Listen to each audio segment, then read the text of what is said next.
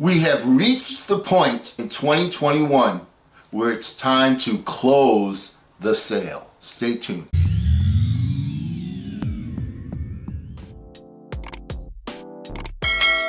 Hello again, everyone. I'm Eli's dad with Project Eli, where we educate, we lead, and we inspire. And one of my favorite comedy albums is by a gentleman named Ron White. And the title of that particular album is You Can't Fix Stupid. Okay, I'm here to close the sale. If I'm going to close the sale, I can't be calling people stupid. But, hey, let's talk about closing the sale.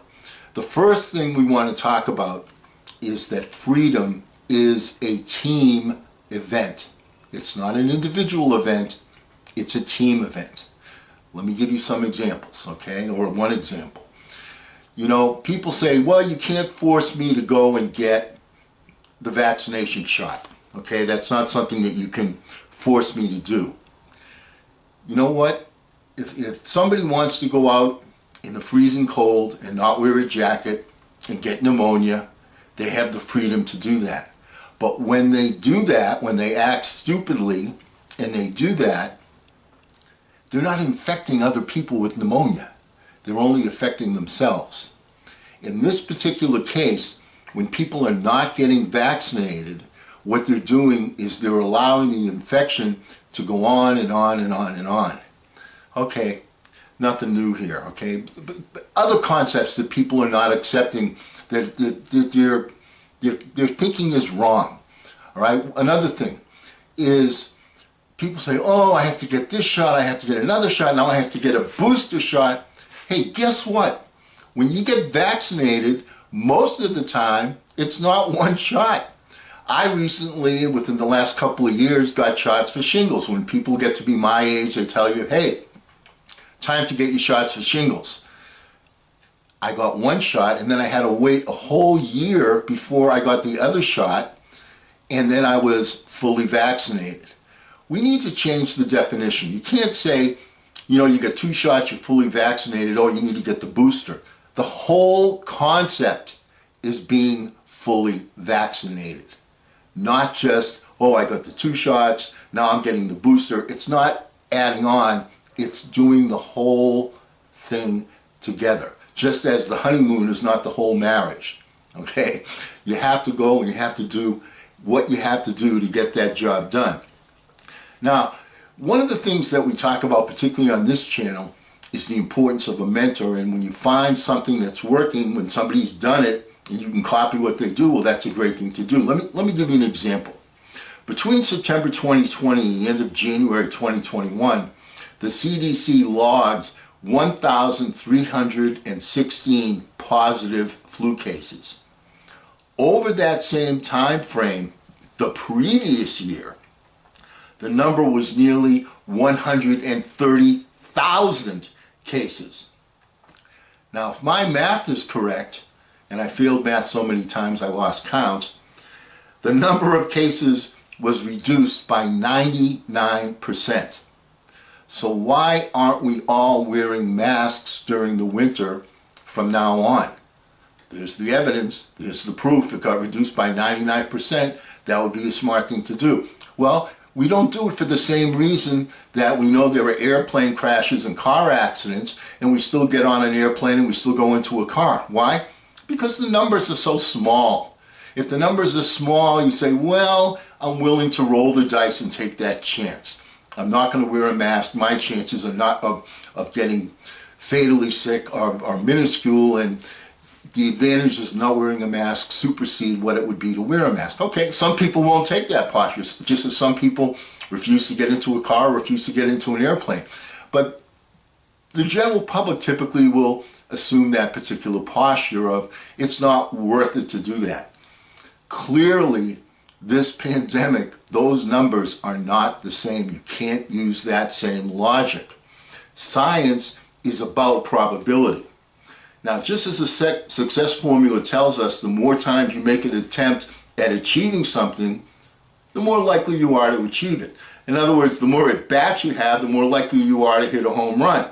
The more times you ask different women out on a date, the more likely you are to get one to say yes. Now, in my particular case, in my youth, I almost single-handedly disproved that particular part of the theory. But alas, even I was able to get a woman to go out on a date with me. And then I returned her glasses so she could see what she got. But I digress. What's my point?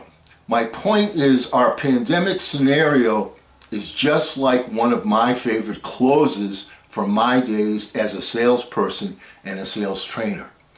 Now, I would use this close when I get down to the end and everyone's, I've made my points, people said yes, yes, yes, yes, yes, yes. I got all the little tie downs, I got all the yeses, people agreed. And then you get to the point where they have to make a decision and people are not comfortable making decisions. So what happened? They said, well, I want to think it over, or I want to pray on it. Okay, that was the key thing for this one, is I want to pray on it and come to a good decision. Well, as a salesperson, you come to the realization that if people don't buy right then and right there, when they think about it, they're not going to think about reasons why they should buy your product or service. They're going to think about reasons why they won't buy your product or service. So if you go back and they say, well, I'm thinking it over, call them back, we always used to say close, close, close, because on a callback, you're never going to get the sale. It never works out that way. And it may not seem that way to someone that's not in touch with sales, but if you're an experienced salesperson, you know what I'm talking about. Here was the close we would use. We would say, your situation here kind of reminds me of the time that there was this very religious man that lived in a community, and the news came out that there was going to be a major, major rainstorm and there was going to be flooding, and that it would be a good idea to move out of the area before the floods hit, before all the rain came down. You don't want to be Noah without an ark. All right. So anyway, they gave you that warning. Some people left. Then after that, it started to rain, and the police came by, and they had a bullhorn, and they said, hey, you really need to move, sir. The rain's coming. We can't protect you anymore. All right? He says, don't worry. I'm okay. The Lord will provide. All right, so then a couple hours go by, the water's rising higher and higher and higher, and then the authorities come by in a rowboat, and they say, sir, we're going to row up to you, then you can come on board, we'll get you out of here. He says, no, you don't have to do that, don't worry about me. The Lord will provide for me. Well, it continued to rain, and the water's getting higher and higher until finally it has the whole house covered, and the man is standing on the roof of his house. And he's standing on the roof of the house, and the water's coming up, and it's like right here, and a helicopter comes by and drops down one of those, rope ladders, says, sir, grab the ladder, we'll get you out of here. Well, he says, don't worry about me, the Lord will provide for me. And the helicopter took off, and can't force the guy to grab the ladder, and ultimately, the guy drowned. And the guy drowns, and he gets to the pearly gates, and he sees St. Peter as he's walking into the entrance of the pearly gates, and he says, what happened? What happened? My belief was very strong. I was counting on you to provide for me. And St. Peter looks him in the eye and says, provide for you? I sent 3 different people to come and rescue you. What is it that you want? So I would say to the person, you've had this problem or this issue, and this is something that we can solve with our particular product or service. Isn't it time that you said yes, because you've been getting all of these different warnings? Does that make sense? And many of the times people would say, you're right, let's go, let's do it. And other times they didn't. All right, but it was a good close to use, because people would think like, yeah, you're right, I've had a number of warnings. Well, haven't we been in that particular scenario with this pandemic? First, we had the original pandemic. All right, we had warnings, put on your mask. Okay, we didn't have a vaccine. Then we had the Delta variant. Okay, we got that right about the time the vaccine was coming out. We got the vaccine, and we're cooking. And people saying, well, no, still don't want to do that. We have the Delta variant, and that one spreads even more. Then it seems like we finally are starting to get things a little bit under control, because, more and more people are getting vaccinated. And now we have this Omicron variant, which is unbelievably contagious, much more so than either the first one or the Delta. How many warnings are we going to have before you get your vaccination shots? Nature is giving us these warnings. It's time to not only hear and see, but to listen and act.